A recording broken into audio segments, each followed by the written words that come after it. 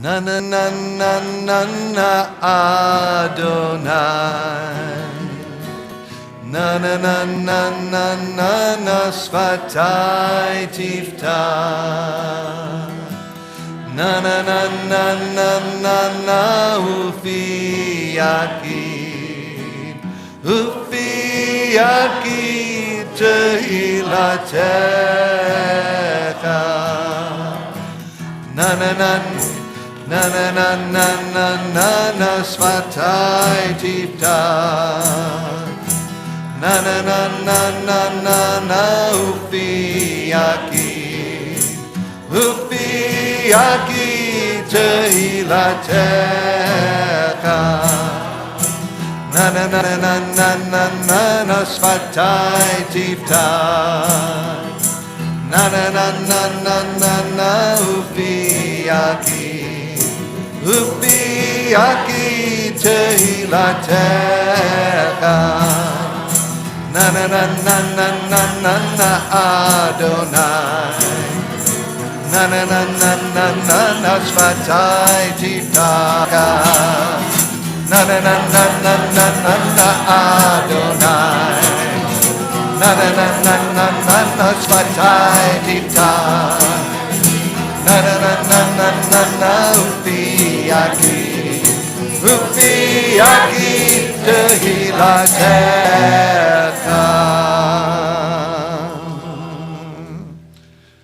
Our Amidah are the prayers from your own heart and mind. There are no words on any page that you have in your hand for it right now.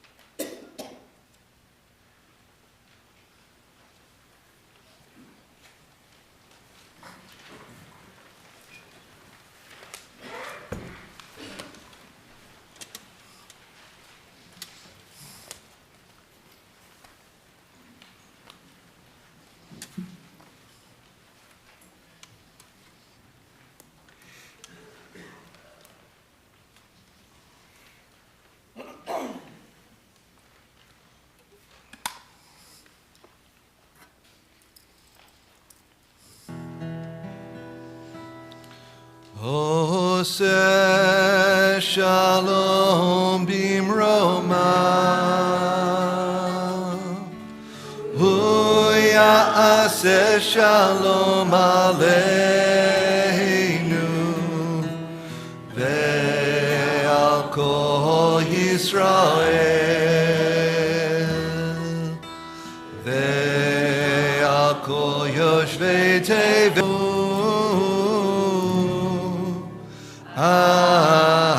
Amen. Oseh shalom bimroma,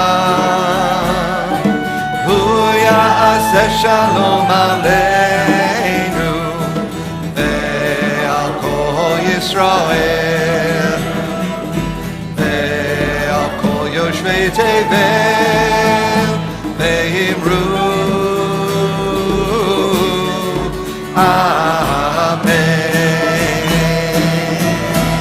Shalom Aleinu ve'al kol Yisrael ve'al kol yoshvei tevel ve'imru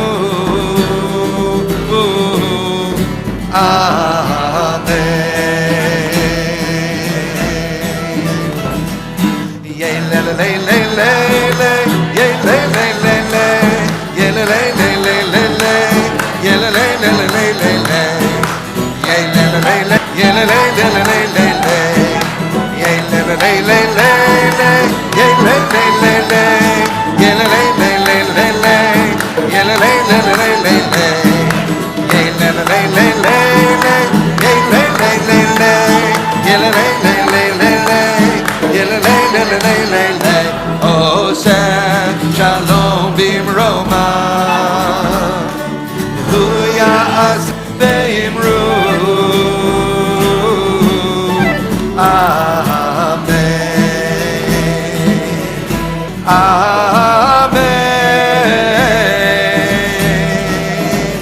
Veimru.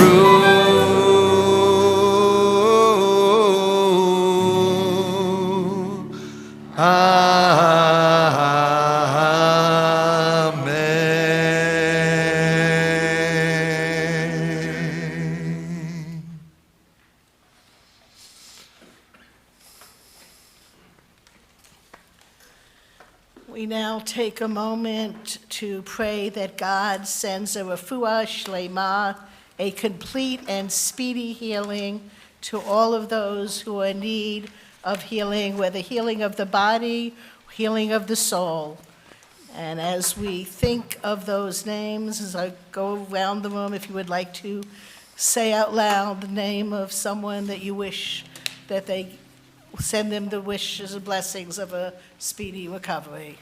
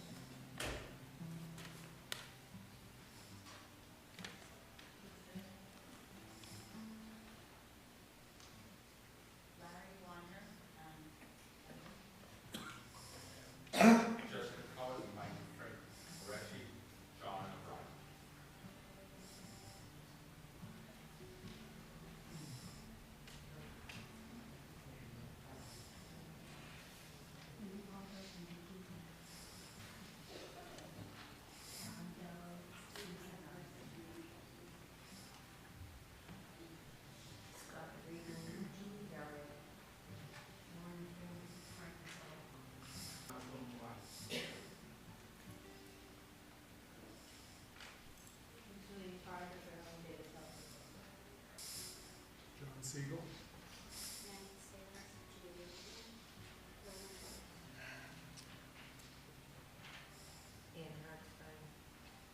All Lucas and Jim Phyllis Burke as Ruth.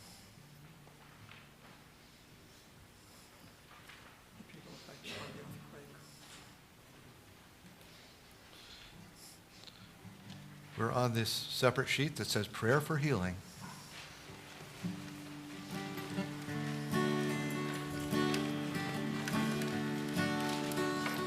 Elna Rifana la Rifana lanu Elna lanu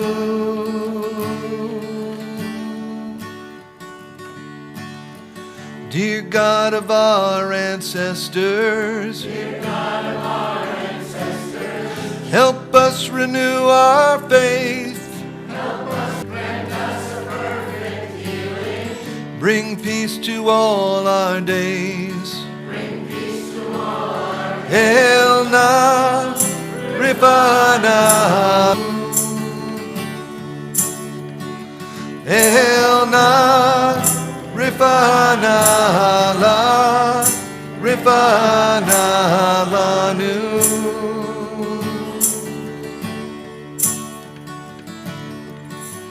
Restore our strength of body. Help clarify our minds. Refresh our tired spirits. Elna, rifana la, rifana lanu. Elna, rifana.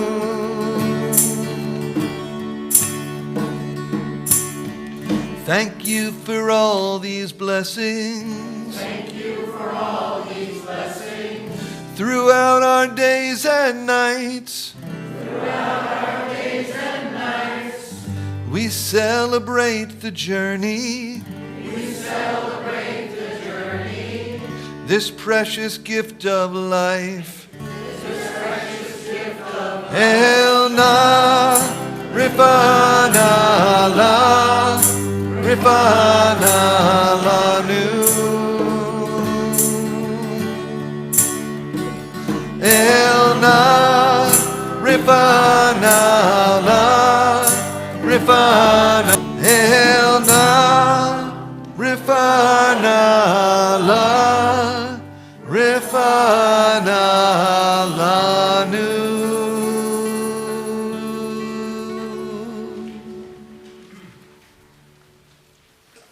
Accept in loving kindness and with favor our prayers for the state of Israel, her government. Open our eyes and our hearts to the wonder of Israel. Grant us also the fortitude to keep ever before us those ideals upon which the state strength to those entrusted with guiding Israel's destiny to do your will. Be with those on whose shoulders Israel's safety depends, and defend them from all harm. Please join together at the ending of the prayer. Spread over Israel and all the world your shelter of peace. Lift up sword against nation, neither shall they learn war anymore. And let us say, Amen.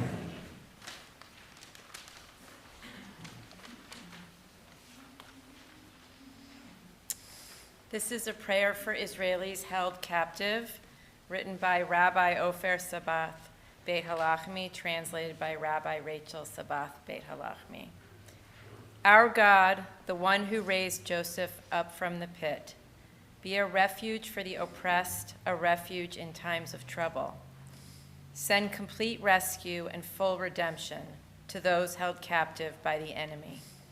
Strengthen their spirit and bring them our prayers, that they be protected from all harm.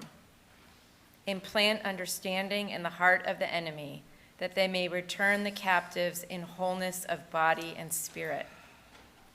Grant wisdom to the Israel Defense Forces, that they may secure freedom for the of heart, release bonds of captivity, and allow us all to live in freedom. They shall call upon me, and I will answer them. I will be with them in distress. I will rest.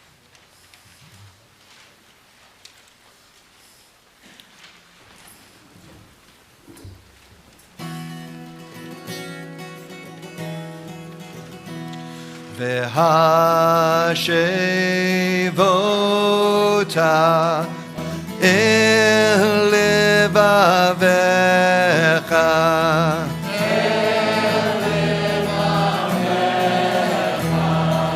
ki Adonai hu ha'Elohim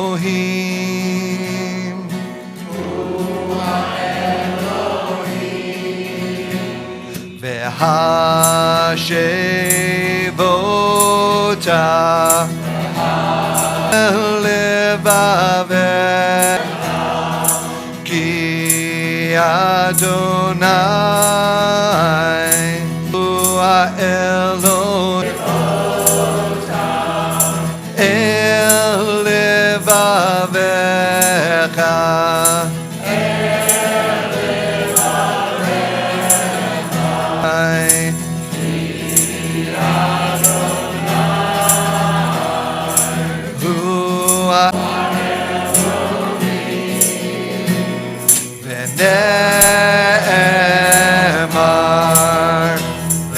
Haya Adonai lemelech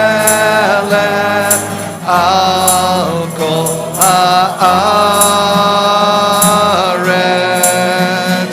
bayom hahu bayom hahu yeh Adonai echad u'shemo u'shemo u'shemo echad.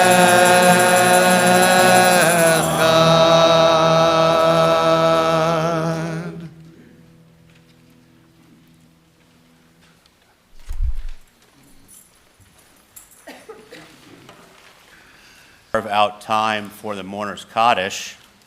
But the Mourner's Kaddish provides an opportunity to remember our loved ones no longer living while we're surrounded by living loved ones, community members, family, and friends, reminding us that we need not go through loss and grief alone. Who are no longer living, who have died in this season or in this season in years past, as my hand passes across the sanctuary.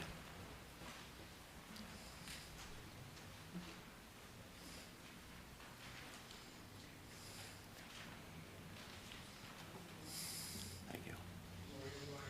Thank you. Thank you. Thank you. Thank you.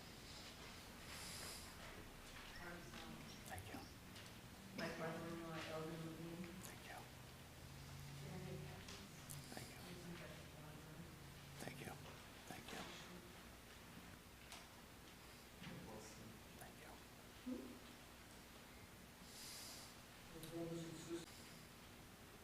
Bob Gals.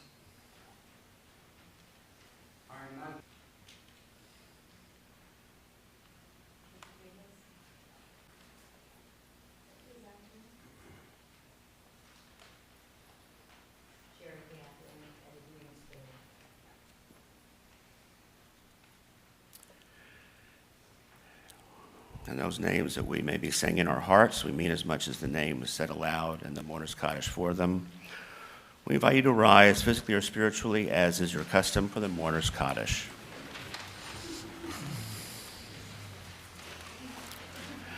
Yid Gadol v'chute, Agala v'zman kari v'imru amen. Yehi shmei rabba mevarach le'olam olmei. V'yatadar v'yitale v'yitalal shmei kudesha barichu. Le'elah v'kol birchata v'shirata. Tushbechata v'nechemata. Damiran be'alma v'imru amen. Yehi shlama rabba min shemaya. V'chaim aleinu ve'al kol Yisrael. V'imru amen. Osei shalom b'mromav. Hu ya'aseh shalom. Peace to all who mourn. And let us say, Amen. Zichronam livracha. May their memories be for blessing. You may be seated.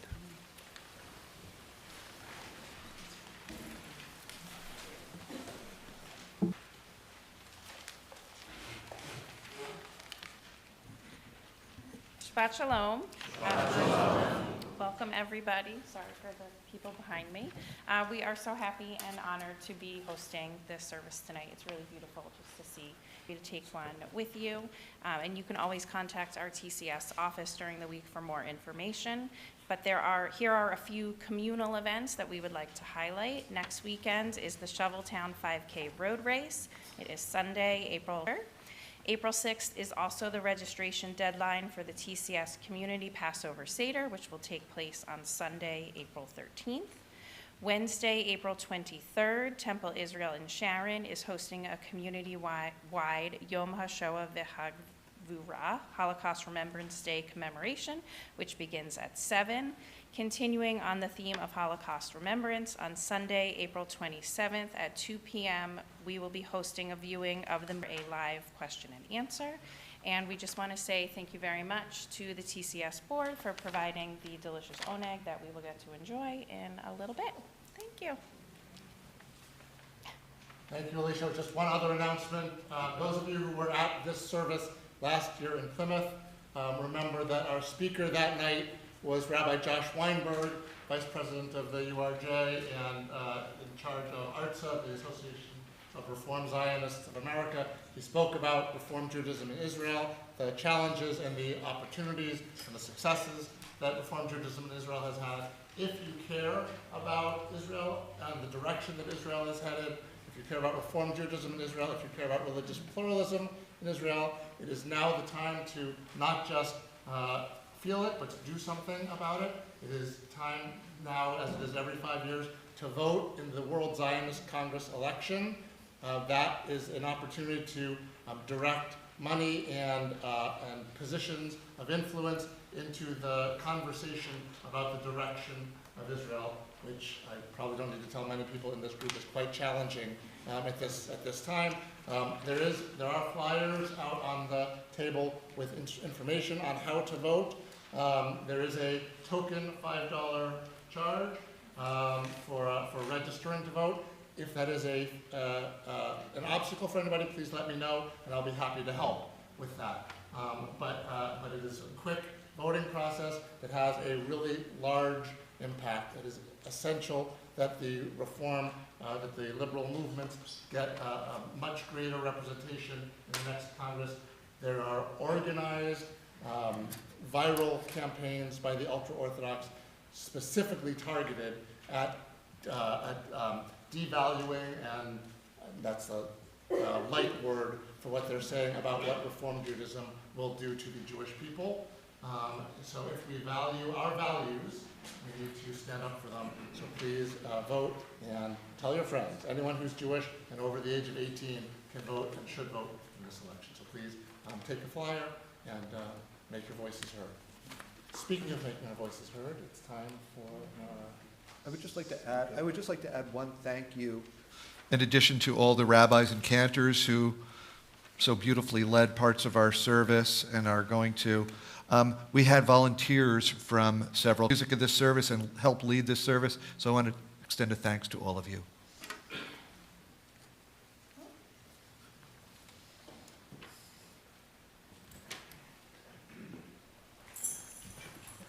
Shabbat Shalom. I'm Rabbi Joseph Mesler from Temple Sinai in Sharon, and thank you for your hospitality. And ooh, look at you're turning your chairs around. You're going to get stuck like this if you don't actually physically turn the chair. This evening, I want to begin by saying a thank you to my mom, who is watching the stream, I'm sure. Hi, Mom. Shabbat Shalom. And I need to especially thank my mom because our speaker is my mom's first cousin. So we are welcoming Senator Karen Spilka, and she and her husband Joel Leuthurstein came down from Ashland, but she's also the president of the Senate, so she also represents all of us in our state government. And we are delighted to have her this evening, and she's also mishpacha. So I would like to invite her now to share some words with all of us, and Shabbat Shalom.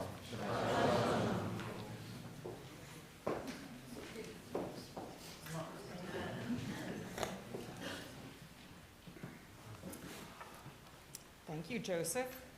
Good evening and Shabbat Shalom. Thank you all for having me here tonight. I'd like to thank Rabbi Kenneth Carr for arranging for me to join you this evening. It's quite an honor to be here at this beautiful service. I have to say I was very impressed. You may see us back here in the future. I'd like to thank especially my cousin, Rabbi Mesler, for inviting me.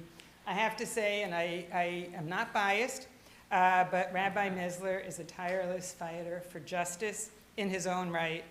And you are lucky to have him part of this extended community, as well as his wife, Julie, who both are here tonight, and his beautiful family, I have to say, as well. So I'd like to begin tonight with a story. Hopefully it won't be a bedtime story and put you to sleep, but it's a story for you. It's the story of a young man, a teenager, who fled Russia, now it's Poland, in 1906. This young man was protesting the oppressive policies of the Tsar with his best friend. And he woke up one morning to find his best friend hanging in the village square. The young man's friend had been killed for his religious and political beliefs, and the young man's father turned to him and said, "You're next. You have to get out of here." So that very day, the father said goodbye to his son, and his son set out for America to save his own life. That young man who left everything behind, everyone he knew, everyone he loved, was my grandfather, Joseph Goldstein. His story is my family's story, and I would imagine it might be similar to many of you here today. Somehow he made his way, and I wish I had recorded it or found out about it, but he made his way to Ellis Island and settled in New York, successfully bringing his parents and other family members over in the following years. Many of my relatives, however, like I'm sure many of yours as well, were killed in the Holocaust. But if my grandfather had not escaped, and if America had not welcomed him with open arms, the fact of the matter is I would not be here today. And neither would my cousin, Rabbi Joseph Mesler,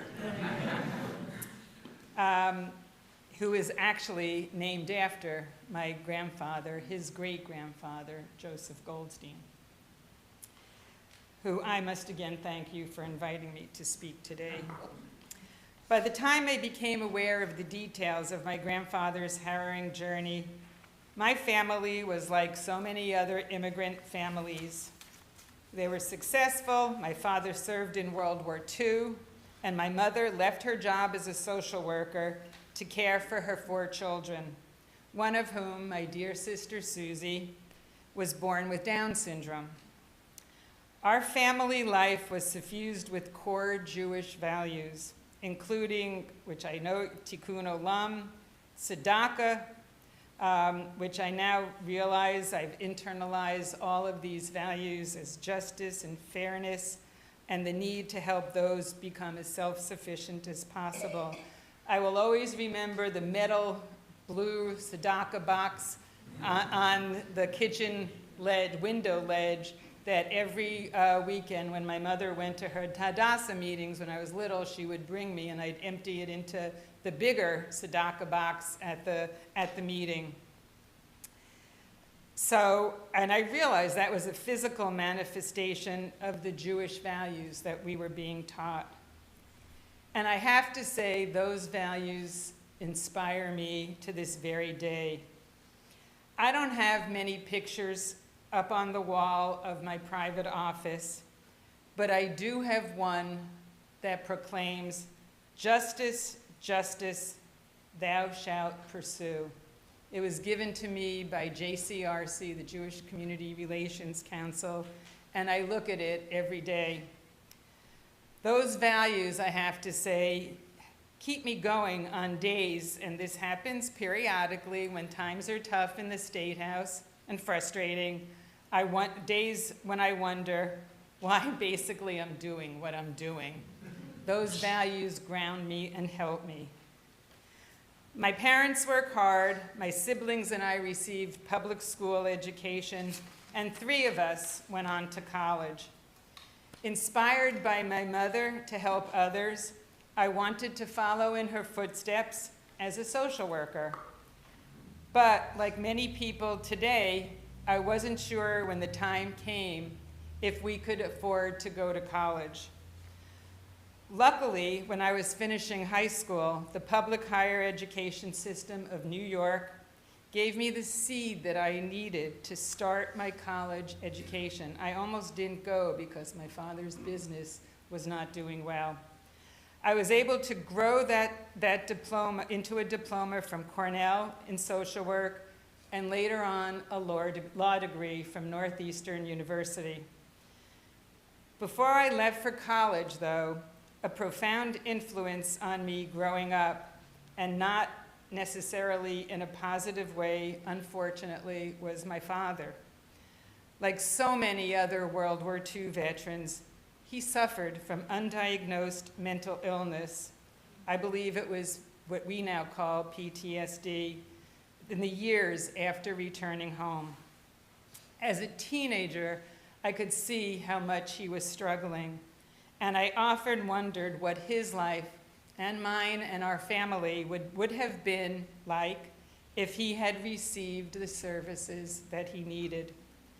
I didn't realize at the time, but growing up in this environment put me on the path that culminated in one of my proudest achievements as a senator, passing a comprehensive mental health care reform bill a couple of years ago that would finally mandate mental health care be as accessible as physical health care. We're not 100% there yet, but we are getting closer, and we'll keep fighting for it. My story is also intertwined with that of my sister Susie, who, as mentioned, was born with Down syndrome.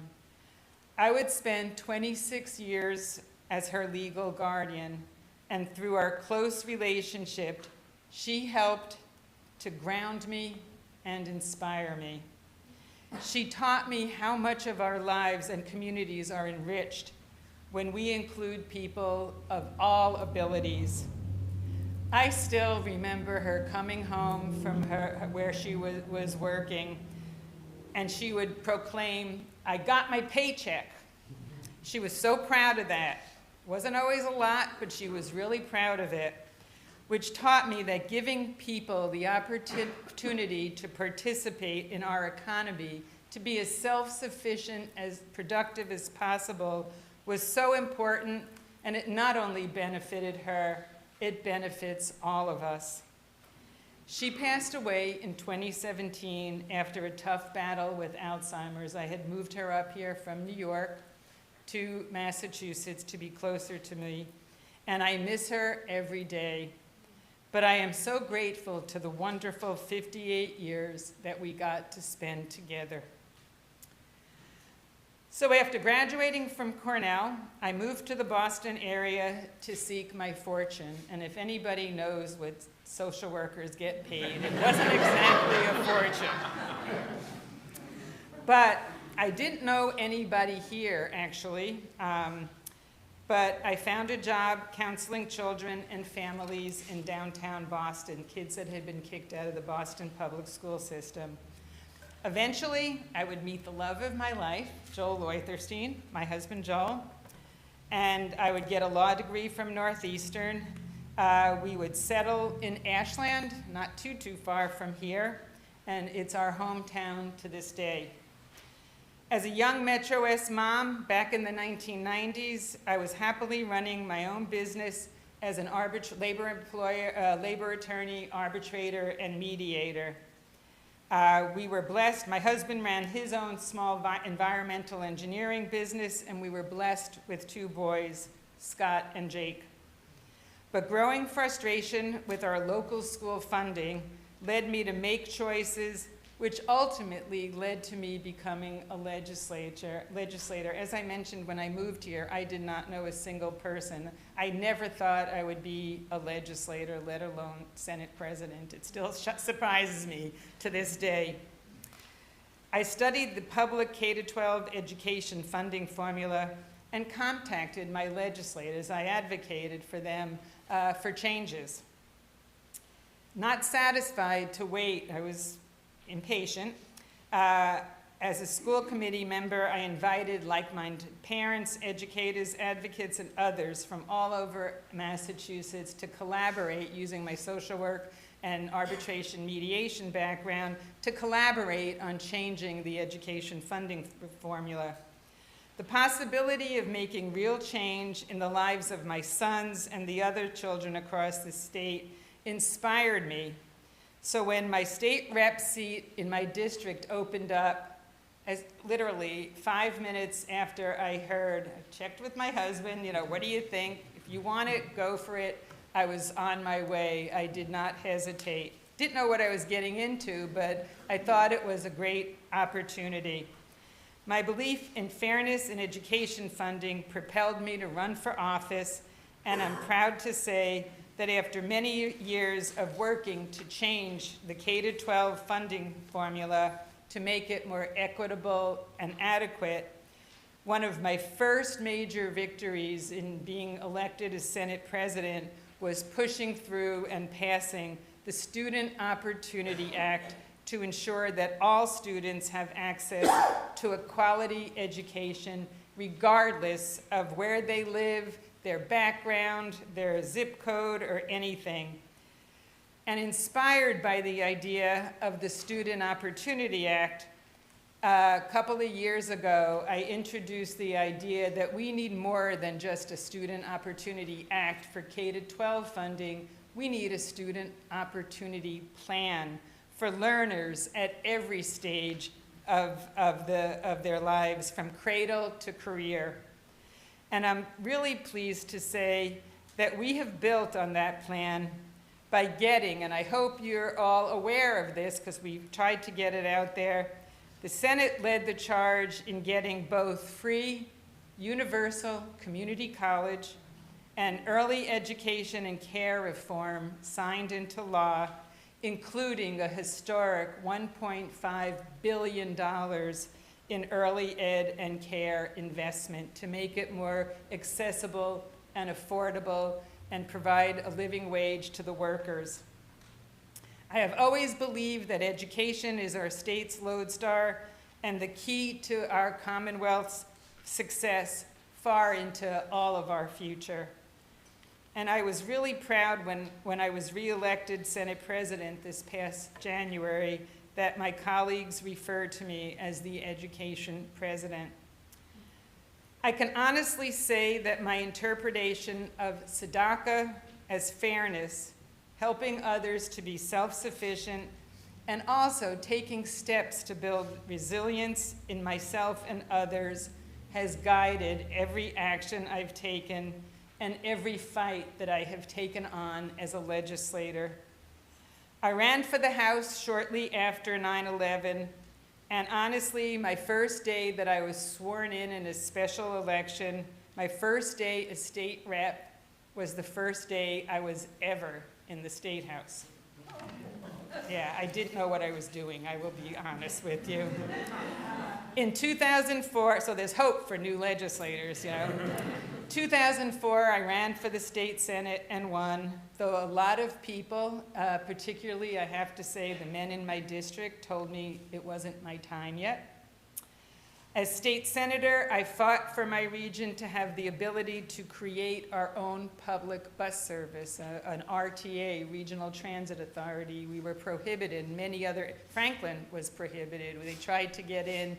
We couldn't create a new one, or communities could not enter existing, which I thought was really unfair. So we needed all the residents of every age, ability, income levels to have the means to get to school, work, shopping, and doctor's appointments.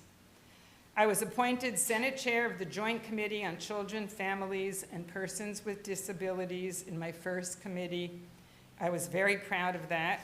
And I fought for children and families to get access for mental health care in community-based settings instead of having to go to court and having the child enter the criminal justice system in order to get health care or counseling or help for not only the children but the families. I served as Senate Chair of the Joint Committee on Economic Development and Emerging Technologies and authored major reform to help Massachusetts recover from the Great Recession. My years as a senator, I was able to put fairness into action by sponsoring legislation that provided pay equity for women and our LGBTQ community, instituted paid family and medical leave in Massachusetts, and worked for racial justice through major police reform in the Commonwealth. In 2015, I was appointed Senate Ways and Means Chair, where I started the process of building up the state's rainy day fund, which is currently more than $8 billion, which is a historic amount. As Ways and Means Chair, I was able to turn the ideals of fairness, self-sufficiency, and resilience into actual dollars that would produce meaningful help for our residents.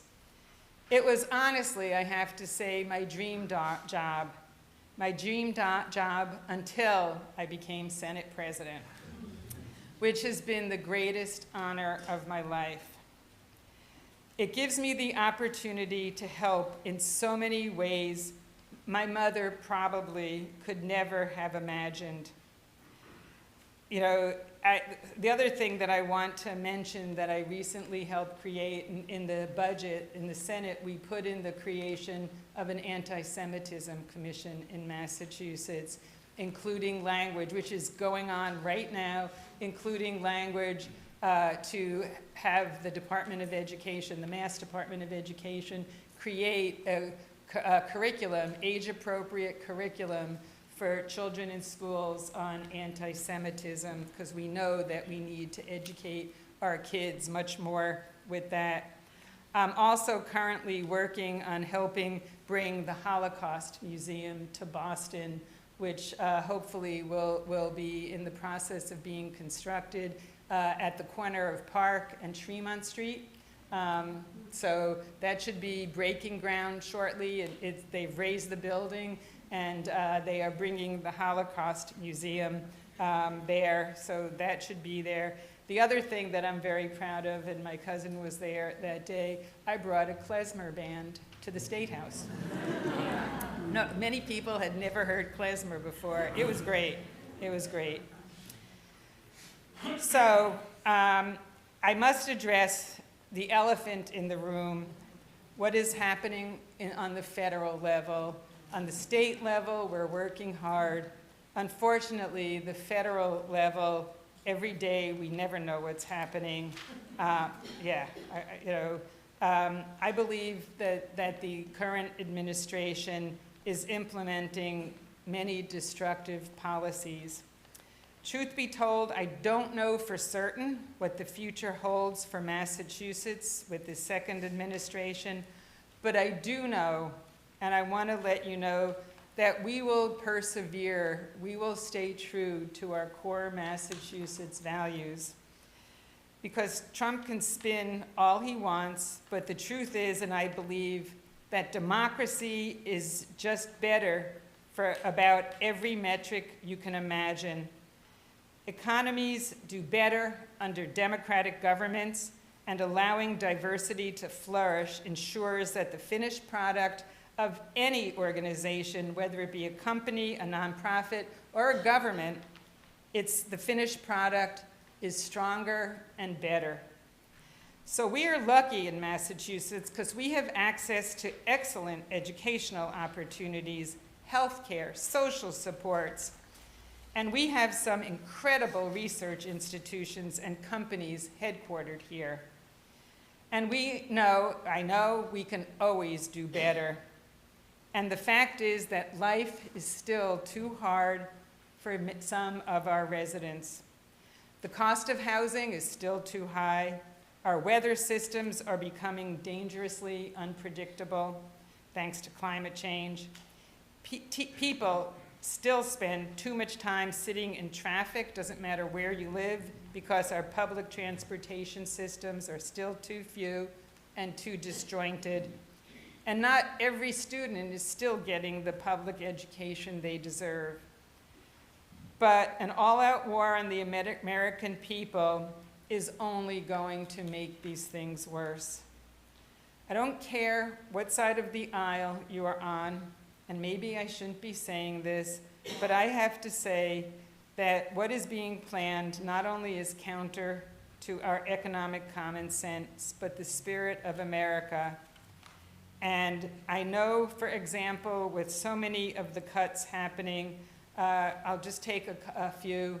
The NIH funding being cut. Massachusetts is the state getting the 4th largest amount, even though we're one of the smaller states.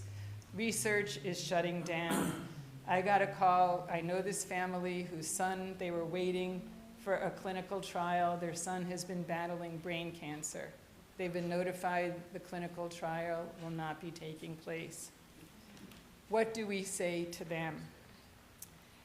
I've been called by veterans who have been fired from their jobs in the Veterans Administration, and their services are not being followed through. What do we say to him and other veterans?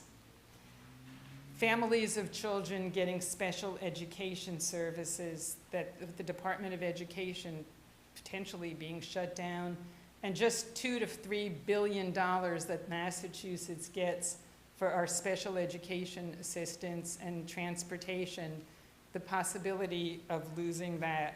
What do we say to those parents?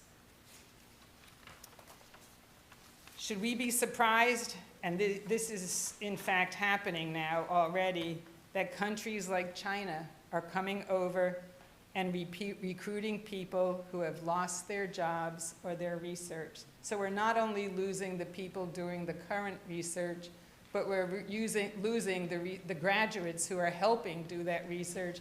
We're losing 2 generations of research. I have a hard time understanding how this makes us great. And I don't have to tell you how chilling it is to see a video of people being snatched off the street and brought to detention camps. I believe that this is not the America that we all love, that we must stand up for, and America must live up to its promise of liberty, justice, and freedom for all. We know better than many other populations how important it is to speak out. In the meantime, my colleagues and I in the Senate will do our best to prepare for the worst and protect our residents as best as we can. We've already shored up some protections for health care, and we are looking at other areas that we can continue to take action. Again, we're not going to be able to replace if all of the federal funding cuts come through. For example, Massachusetts has a $62 billion budget.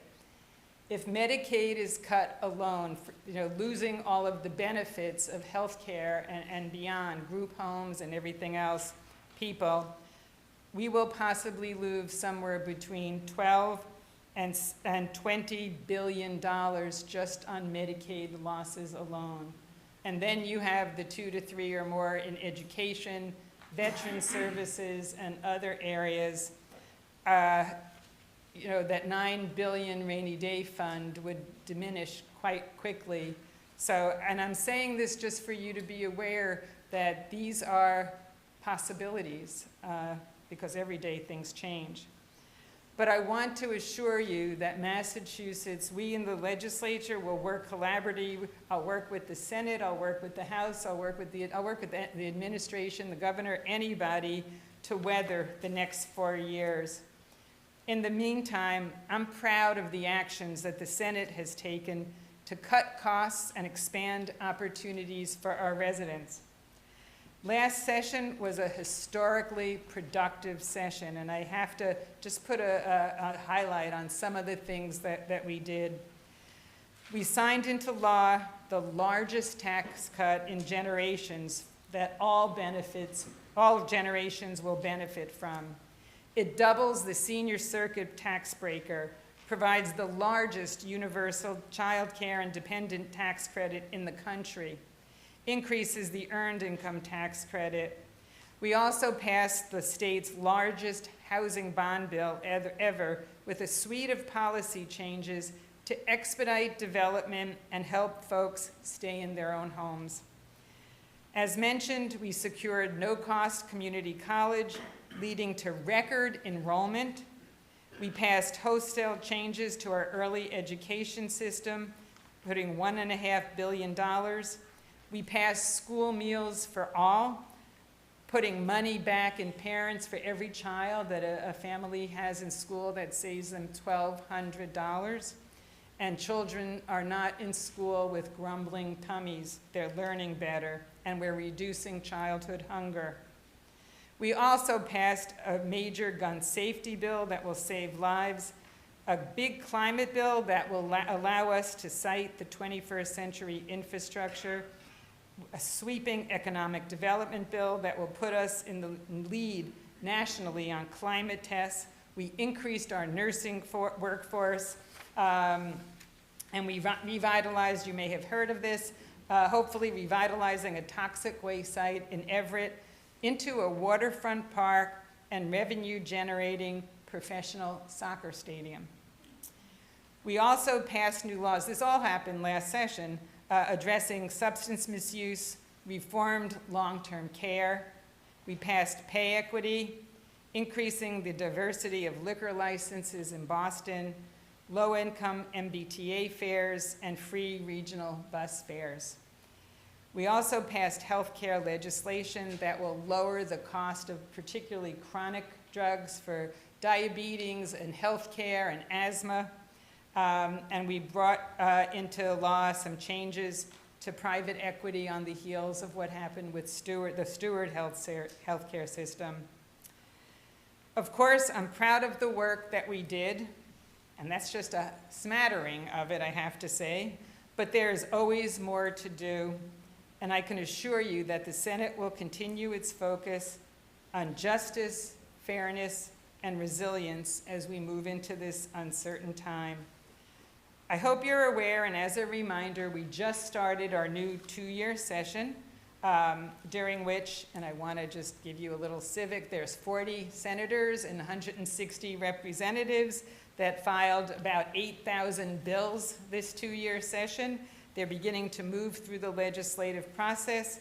I'm proud to say, Easton, you have a new senator, Bill Driscoll, who is a prior state rep, and I believe a wonderful addition to the Senate. You're in good hands. There's much more that I could say because I'm very proud of the work that we do, and I'm still incredibly honored for what we are doing, but I want to let you get home to be with your families. So I want to end by saying, stay in touch. I would like to thank all of you for your engagement and willingness to raise your voices.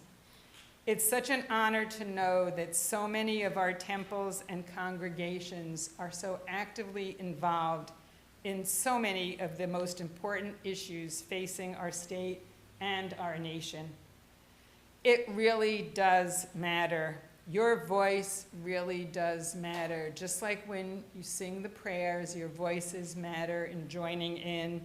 You make a difference. We hear you in the State House. And I know that many of you come to the State House. So I want you to always feel welcome there. Please feel free to drop into my office, room 332. It's a great office. It's important that you come. It's important, especially right now, that you continue to raise our voices loud and clear to our federal representatives as well. Our actions in the coming weeks, months, and years will determine how Tikkun Olam and tzedakah prevail right here in America for generations to come. And I have faith in all of you. And I thank you for the faith that you place in me, and I thank you especially for inviting me here tonight. Shabbat Shalom.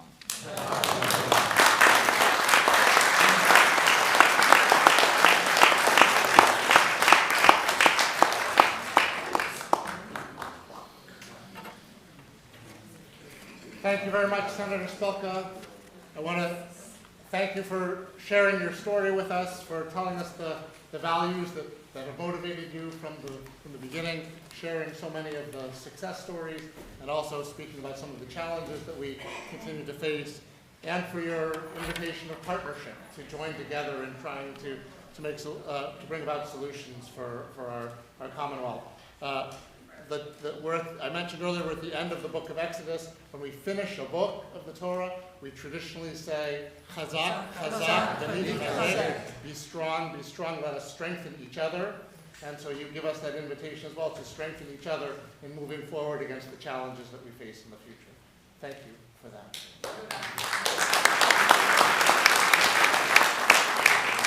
Baruch atah Adonai Eloheinu melech haolam, borei Baruch atah Adonai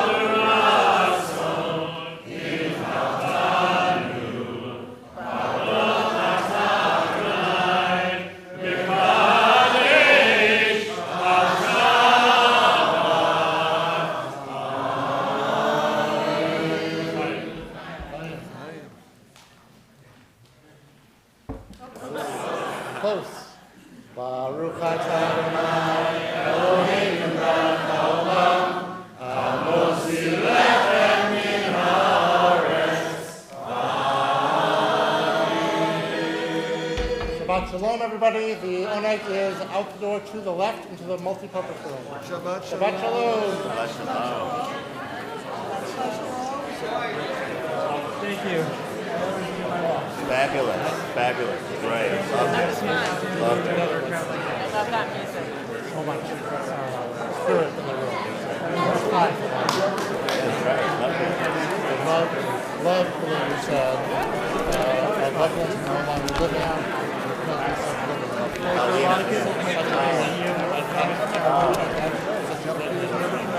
Thanks. I'm funny, I've What's your talk? It's fabulous. but I'm not so Let's sing you in your voice. No, thank you. There was, I made notes. I'm like, okay, I gotta get the music for it. I like the music. I like the music. very nice. Lovely.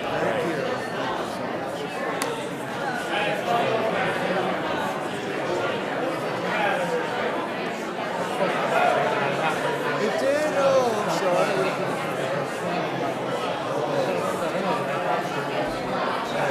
Shabbat shalom. Love it. After I assured you